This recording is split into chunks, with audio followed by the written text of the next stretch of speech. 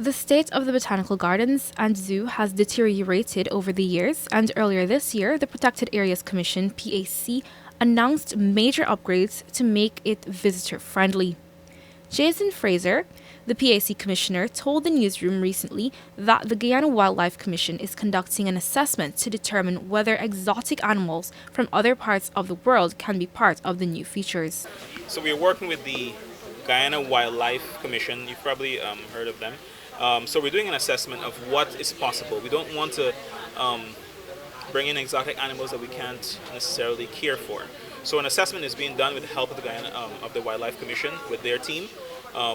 But for now, from our side, what we're trying to do is to rehabilitate the infrastructure, and I'm depending on the Wildlife Commission and other stakeholders to kind of point us in the right direction. You don't want to bring an animal into a completely strange and different habitat. The enclosures at the zoological park need to be upgraded, and for many years, the nature school has not been active. Fraser explained that the infrastructure work is paramount considering the rainy season that Guyana experiences.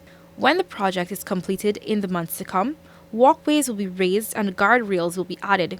It is expected that the first phase of the upgrades will be completed in 6 months' time. It's a lot of work, but we do have the support from both the board and from government to get that done. But once we've completed that kind of infrastructure rehab bit, at the same time we're having the Wildlife Commission doing their assessment. We are looking at some new features and new animals that we'd like to introduce, and of course also rehabilitating the what we call the Nature School. I don't know if any of you have ever.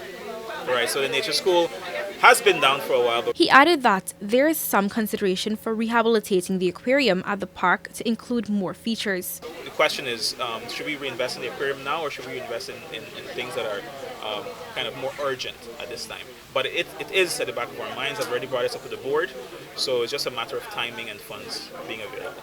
The Botanical Gardens sits on 86 acres of land and has over 100 different species of birds and other wildlife. It was first opened to the public in the 18th century. Florists from England assisted in its development. Reporting for the newsroom, I am Luzina Yearwood.